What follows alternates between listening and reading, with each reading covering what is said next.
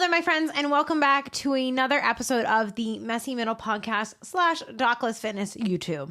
As always, if you're listening to this on your favorite podcast streaming service, go ahead and hit subscribe, rate, and review. Rave about how much you love the Messy Middle Podcast or the content here today. Or if you're on YouTube, go ahead and hit that subscribe button, pretty please, and hit like and leave me a comment if you learned something or what you think about today's topic or anything like that. And if you really love my content, you'll go to the opposite platform and do the same thing.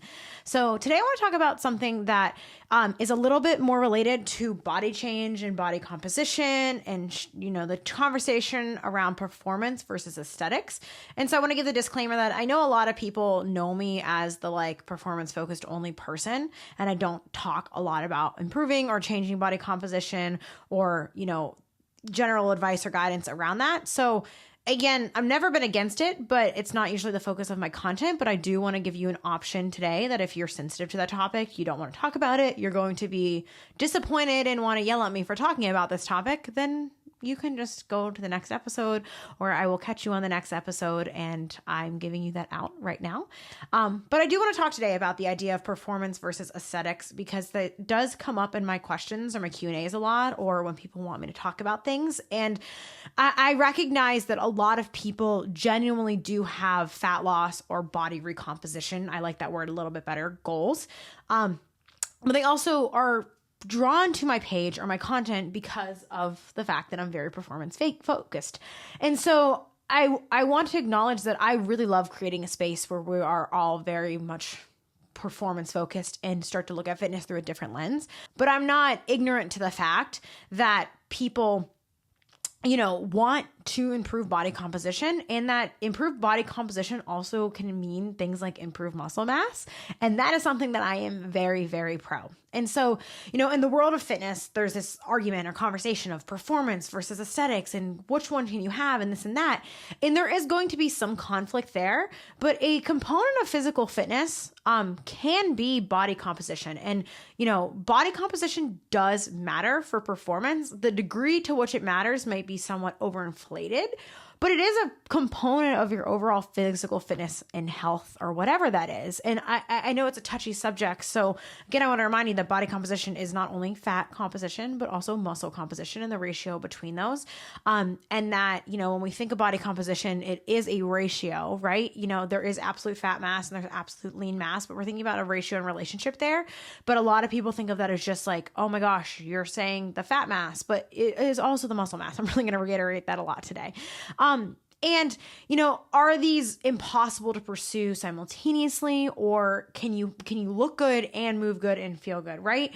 And so, I think the reason that this becomes such a conflict is because the industry, if specifically the fitness industry, can sometimes be so, much regurgitated bodybuilding from, especially when early Instagram adapters, fitness lovers. I feel like when I got into fitness, in college, and through my master's, that was still when it was everyone was kind of bodybuilding still, whether they were competing or they were just doing bodybuilding style training, that doing anything but that seemed absolutely outrageous. It was ludicrous, right?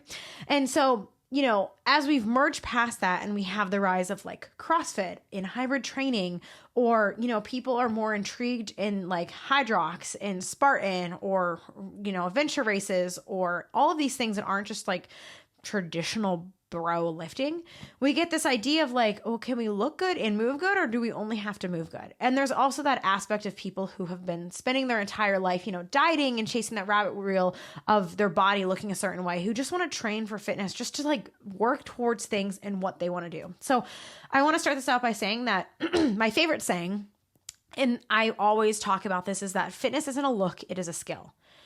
Irregardless of whether you want to change your body composition or not, your fitness is what you can do. It is a trainable characteristic. It is your work output. It is a skill that you can complete. That is fitness, right? If you don't do any training, but you lose 50 pounds, you're not improving your fitness per se. But if you don't lose any weight, but you start training consistently and you lift a higher back squat, you run a faster mile, you can complete a WOD in faster time, you can do more work, you can accomplish the task easier, more efficiently, or you can do more of the task in a set amount of time, that is improved fitness. That is true independent and irregardless, is that a word? Regardless, someone's going to nab me. Regardless of your body size, composition, fat mass, muscle mass, whatever that is, doing more work, performing more is improved fitness. Fitness isn't a look, it is a skill. It's how you do things. It's what you can do. You can train that specifically through targeted and specific fitness programming, strength training, cardiovascular training, skill work, whatever it is that you need to develop and refine within your training. You can use those to improve your fitness. Now, you also have a body that is doing those things, and that body is made up of tissue. Largely, when we think about this, we think about fat mass, muscle mass, and then you have bone, and then a bunch of water, organs, all those things within your body, soft tissue, whatever. And so you can, however, through that physical training, either decrease your fat mass or increase your muscle mass. There is a huge dietary component to this, but you can also use that training to directly manipulate and change your body. That's largely what we think about when we think about the sport of bodybuilding. You're using diet and exercise targeted specific to manipulate or change the body's look or composition or development or whatever that is.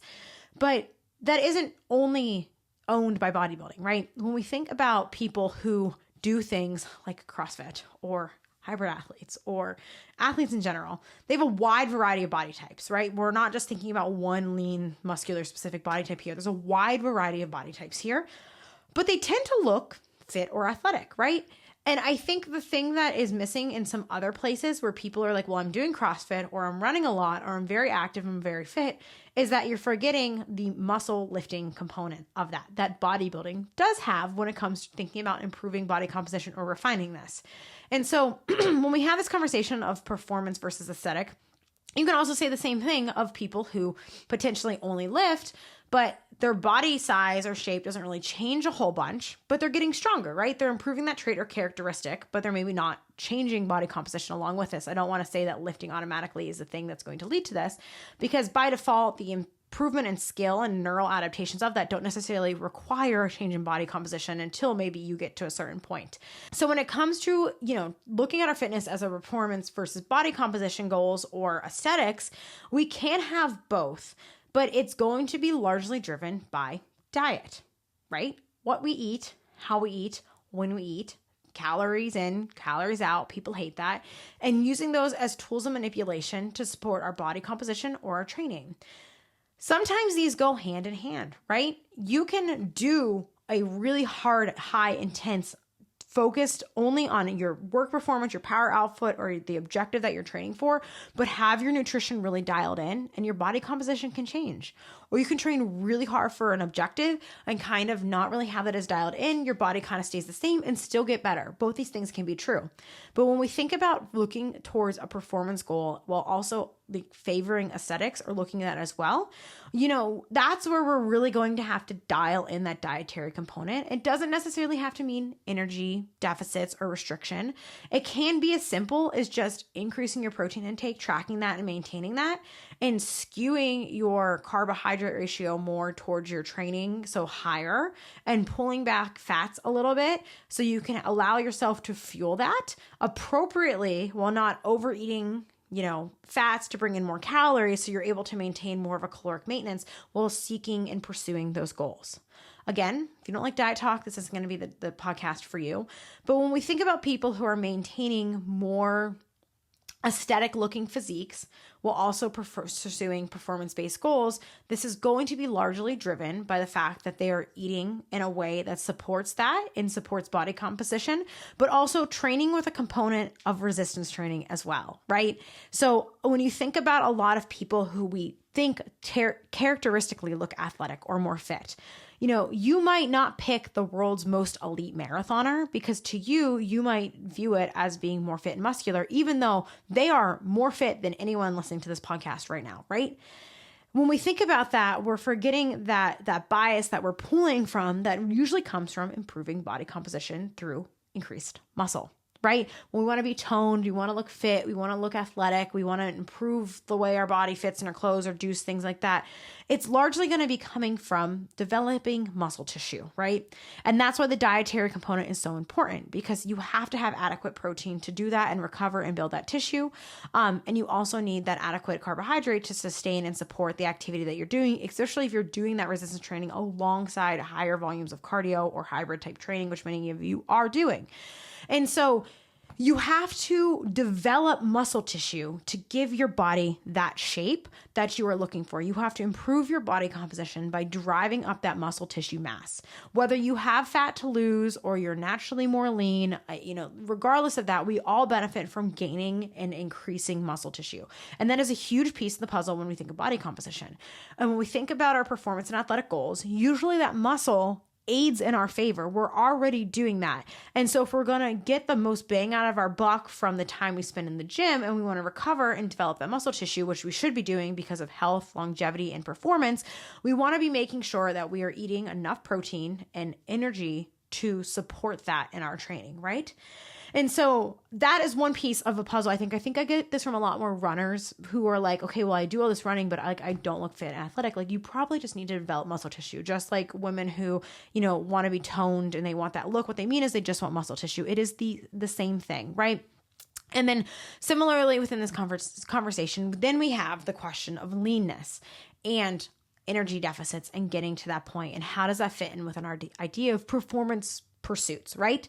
And so, if you are someone who has a goal of fat loss or improving body composition through leanness, whether that's while gaining or maintaining muscle mass, that is when, the diet component starts to get even more specific to that training, right? Again, body composition can be a component of athletic performance or athletic goals, right?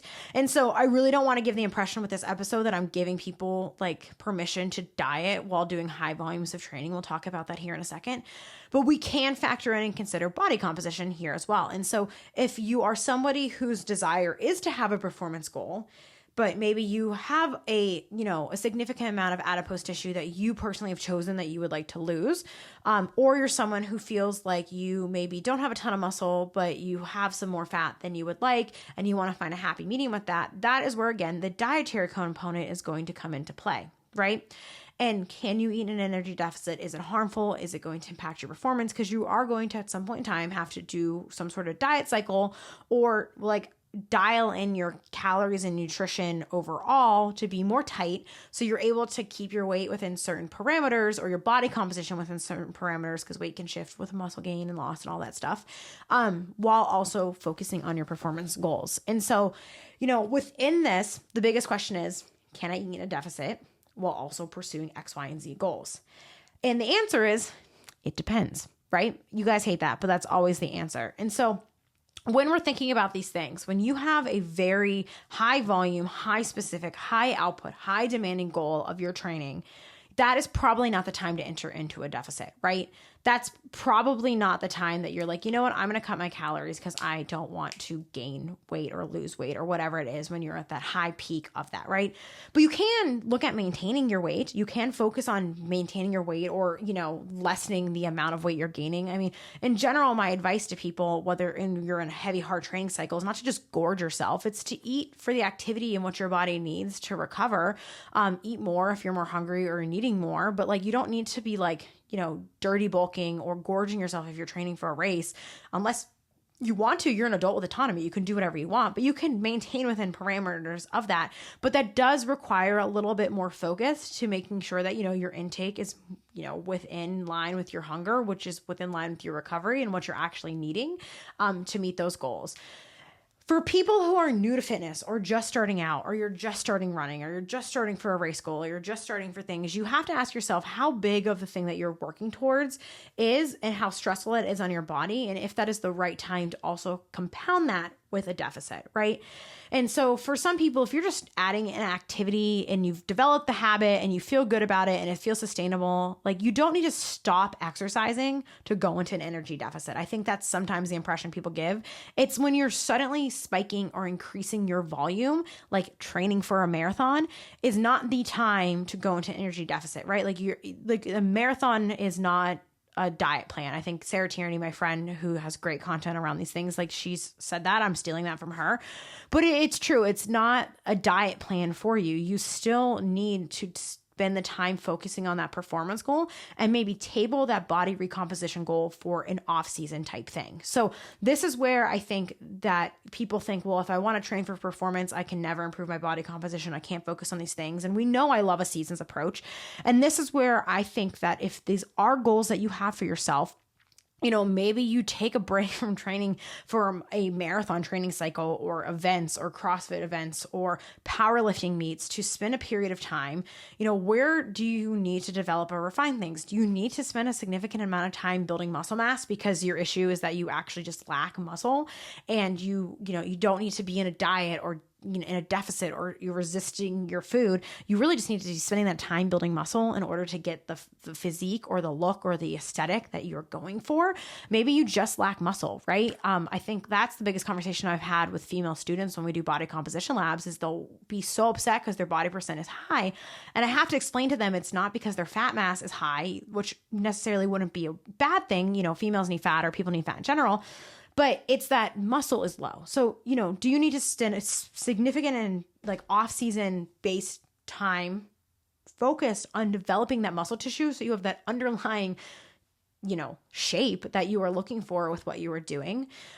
Or do you need to take a time where you are maintaining at a lower level the volume of the training that you're doing so that you can specifically and intentionally go into that deficit of what you are looking to enter into in a way that is still recoverable and you're not, combating either excess hunger or the excess stress of exercise and that compounded together. And, intentionally doing that alongside a coach, I have a list of suggested nutrition professionals that I can think you can kind of do this with in a more appropriate way, is when I would recommend that, right? There are times where maybe you need to lose fat or improve body composition or refine that when going into something like a competition or a race. But that, reserving that is for probably more elite people who are maybe cutting for a weightlifting meet, or, you're at the beginning of a season as an athlete and that's something that you're working on with a sports nutrition dietitian. But for most of you, your performance is going to improve by doing more quality work in the gym or the roads or your run or your training than it is going to be per se by losing body fat. Now, there is a component of that conversation where people who might have more fat mass might benefit per se by being leaner, or sometimes there is a body weight ratio to, exercise economy and things like that. But when we think about that, we're really thinking about people who those pounds matter way more than us average people, where that's not make or breaking our performance. Our quality of training and how much training we can get in and recovery within our life is probably more of a detriment to us. And it also ignores the fact that muscle tissue can allow us to perform better, even though it weighs more and is denser, right? So there's a lot of nuance to this conversation within this. But if you are someone, who does have a more significant fat loss goal and you're training for something, it's okay to table that, but it might be okay for you to, not eat in a surplus during that time. It might be fine to maintain or do a slight deficit. And then as, your energy demands increase, just kind of tabling that for a moment during that early onset of things, or just focusing on that deficit while refining your performance where it's at. And then for many of you, it's is this the season or the time for this? Are you training for a marathon? Are you training for a trail race? Are you training for a triathlon? Are you training for a meet? Or are you dieting, right? Asking yourself that and having that question. So if you're someone who's doing high volumes of training all year round, this isn't to say oh, you never can go in a deficit. But for many of you, I would work through seasons, like I talk about with hybrid training, and identifying periods of time where you're going to focus on that. But then throughout that training, really keeping an eye on your protein intake and calories within reason. I'm not saying be obsessive, but making sure you're eating enough to develop muscle tissue, or you're not drifting to this land of overeating where it supersedes what you personally want out of your body composition with your training. And doing a little bit of hypertrophy all the time. That's my favorite thing to say for many people is even if you're just strictly focused on powerlifting or Olympic weightlifting or, cardio-based modes, racing, endurance, doing a little bit of hypertrophy all the time within that. So you're not, only doing this a little bit a few months a year, but you're kind of focusing on all the time, but then having a dedicated period of time to really cash in on that if you want to be doing that. Same thing when it comes to entering into a deficit. So, I don't talk about this a lot on social media or anything because I don't really ever diet or go into deficits, but I did do a DEXA at the beginning of March of this year when I was still at my postdoc. And this was after I had basically spent two and a half years eating in a surplus, bulking, developing muscle. I leaned out a little bit when I race trained last fall, which I always know I lean out just due to the energy demands of that. But I did my DEXA and I was like, okay, like I'm in a place right now where I would like to preserve my muscle mass, but I would like to get maybe more closely to the point of which my body more so likes to sit at without me kind of eating excessively or extra, like more than that intentionally. And so I kind of went into what would be considered a cut. I would consider it more of like, I just went back to my more natural maintenance and hung out there. But the thing is that, while I was doing this is a period of time where my volume was pretty much maintained. I was in a base building phase of my race training. I wasn't really like pushing my volume of my running. I was kind of maintaining. My lifting was pretty like I was kind of either returning back to lifting, so my volume was just going back to what I could do, or was still kind of in a normal, sustainable, recoverable place. And so I decided like this would be a really good time if I'm going to try to lean out a little bit and improve my body composition there while preserving muscle, to do this. But I did it in so much of a little bit of a deficit that it almost didn't feel like I was doing it, because I still really wanted to focus on my performance. And I think that's really key for people. Is like, if you want to still focus on your performance outcomes, but you're looking about body composition in some way or another, is like how low can you go is not the way to do it. It's like, how little can you do, right? So for me, I use the My Macro or Macro Factor app, which I did intentionally track my food pretty consistently while tracking my body weight to look how it changed over time. And I think that I lost or leaned out or decreased. Well, granted, my cardio volume was increasing. I want to say like 5 to 7 pounds over the course of like 3 to 5 months now consistently. Like we're talking like the world's smallest deficit. Like really all it was just me dialing in my nutrition and being more tightly regulated with it and not ordering my food out all the time than it really was anything within that. But for me, that was a personal choice. I really want to preserve my muscle, but I knew that I had like bulked or increased intentionally to a point where like it was just either not sustainable for me, or I just didn't, feel like I can move the way I wanted to move within my training in the gym, at that. And it's a touchy subject to say that like, oh, I weighed more than I'd like to weigh. But for me, I was just carrying more mass than I wanted to carry within that.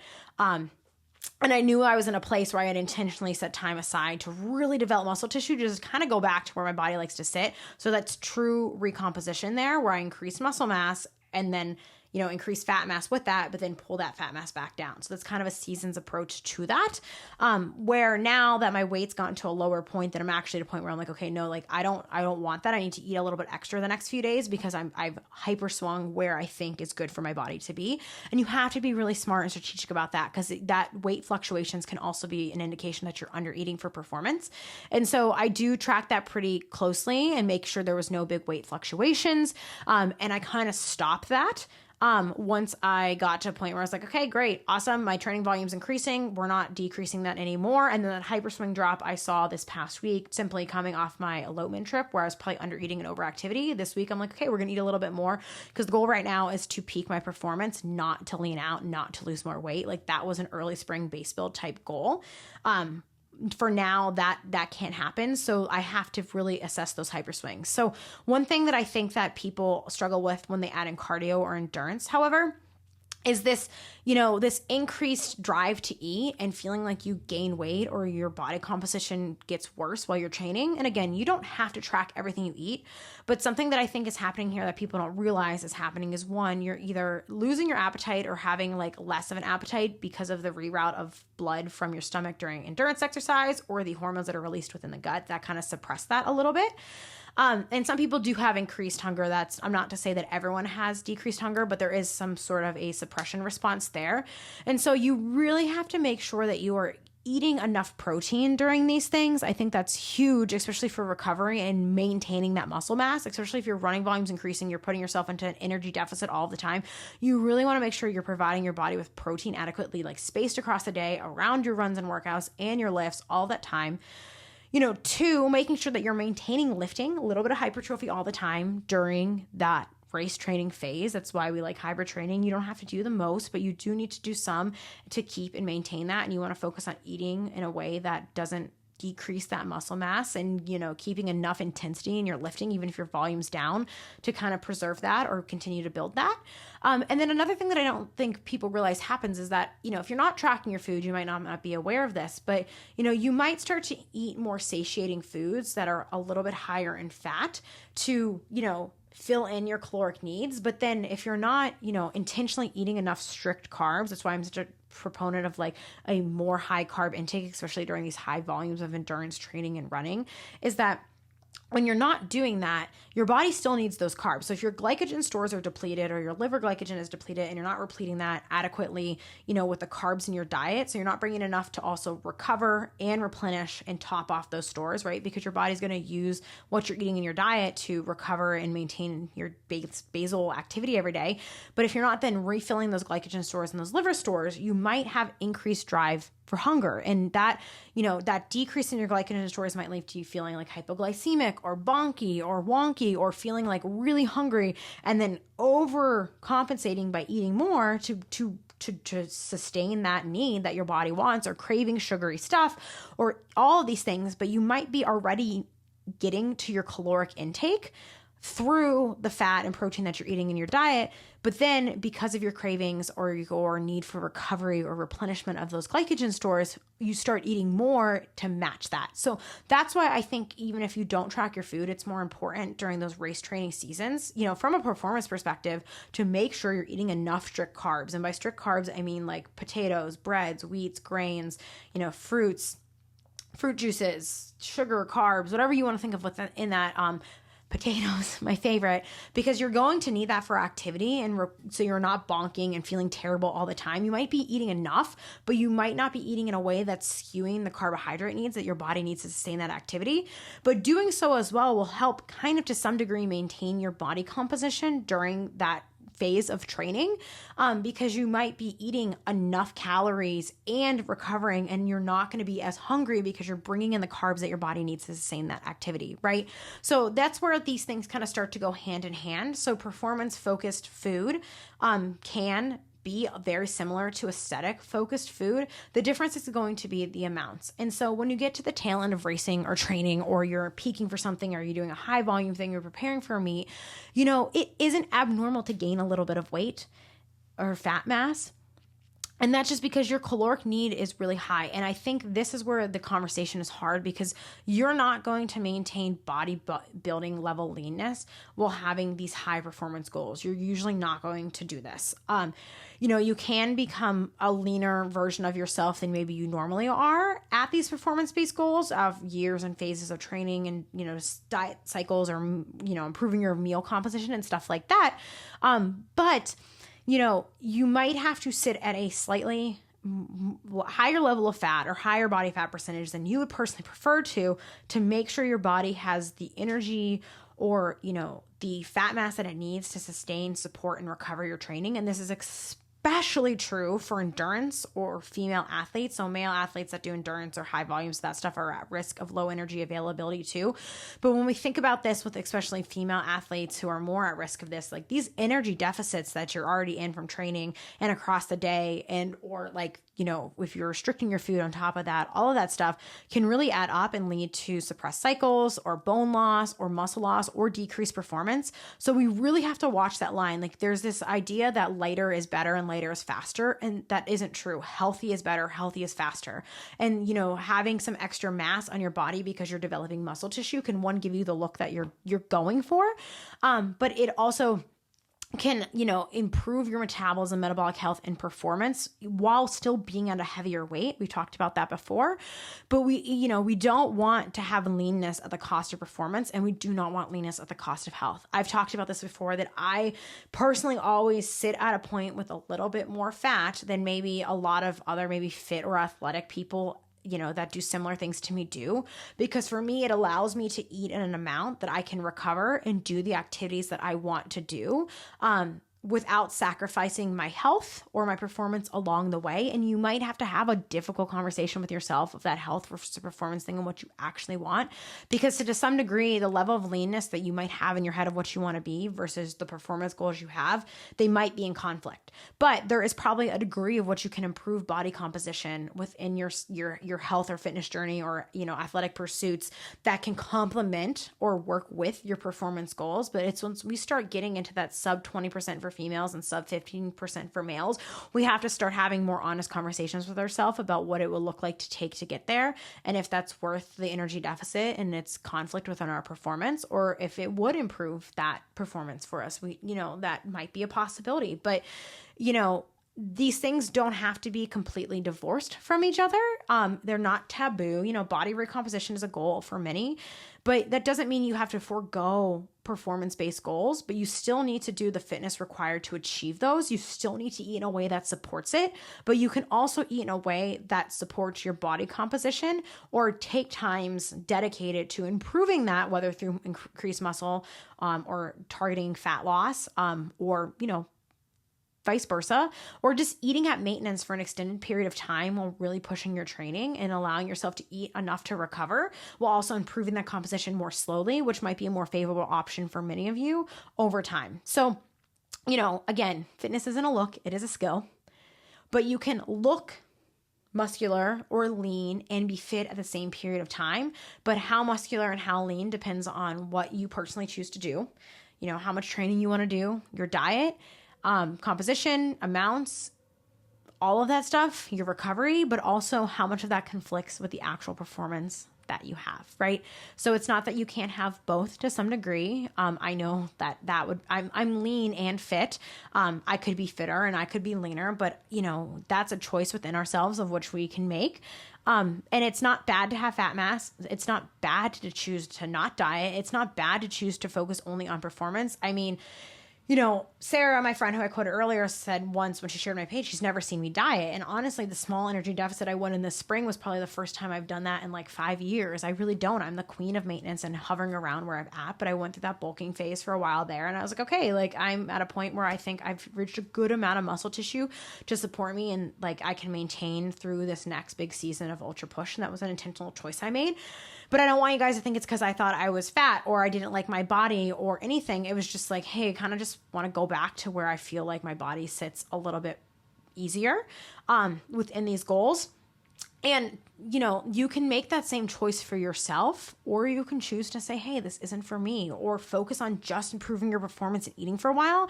And, the magic really does happen there. And you might be really surprised how much your body composition improves or your physical changes are a byproduct of just focusing on eating really well for recovery and performance and training really hard and just allowing that to, potentially alter your body. And sometimes bodies don't change with increased training or fitness or any of those things. And that's okay too. And that doesn't make you bad or broken.